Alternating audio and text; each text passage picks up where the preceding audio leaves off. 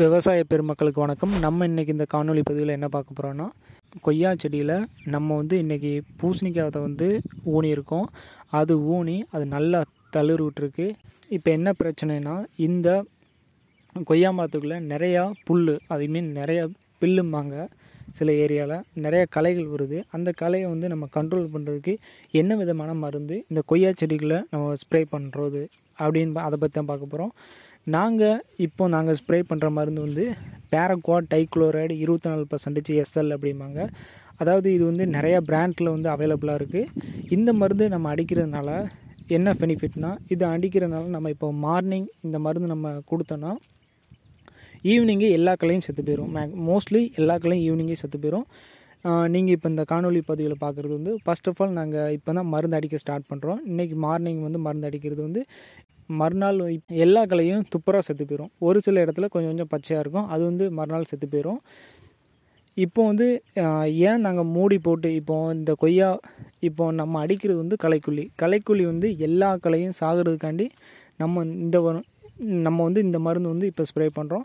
இப்போது நம்ம இந்த மாதிரி மூடாமல் நாங்கள் கேரி பையை வச்சு இந்த ஒவ்வொரு கண்ணையும் நாங்கள் கவர் பண்ணுறதுனால மருந்து அது மேலே சப்போஸ் மருந்து அது மேலே பட்டுச்சுன்னா அந்த பிளான்ட்டும் சேர்த்து போயிடும். அதனால அது மேலே மருந்து படாத அளவுக்கு நீங்கள் கடையிலே கேட்டால் அந்த மாதிரி பாலித்தீன் கவர் கிடைக்கும். அதை வச்சு மூடி நீங்கள் ஃபுல்லாக மருந்து அடிச்சு விட்டிங்கன்னா, அதுக்கடுத்து உங்களுக்கு தேவையான நீங்கள் ஃபுல்லாக அப்படி மருந்து அடிச்சிங்கன்னா, அதுக்கடுத்து இந்த கொய்யா அதுக்கடுத்து நீங்கள் ஊடு பேராக நட்டி இருக்கிற இந்த பூசணிக்காய் செடி நல்லா கொடி போகிறதுக்கு நல்ல இடங்கள் நல்லா வசதியாக இருக்கும். எந்த இடத்துலையும் களைகள் இருக்காது. நீங்கள் களை மருந்து ஒரு தடவை அடித்தா போதும். அதுக்கடுத்து நீங்கள் கைக்குள்ளே லைட்டாக இழுத்து விட்டுட்டுனா போதுமானது.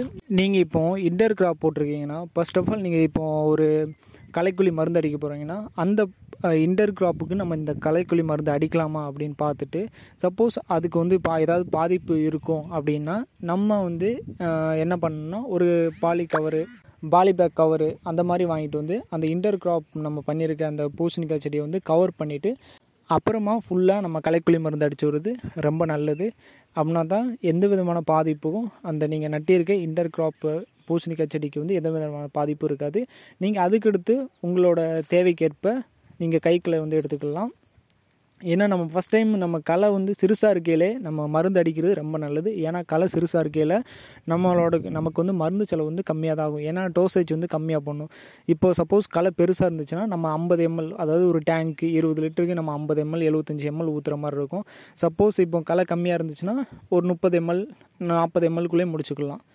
அதே மாதிரி நம்ம இன்டர் கிராப் போடுறதுனால ஃபார்மருக்கு என்ன பெனிஃபிட்னால், இப்போ இன்டர் கிராப் போடுறதுனால அந்த இன்டர் கிராப்பு இன்கம்மும் ப்ளஸ் அந்த நம்ம அடிஷ்னலாக மெயின் கிராப்போட இன்கம் ஃபார்மருக்கு அடிஷ்னலாக கிடைக்கும்.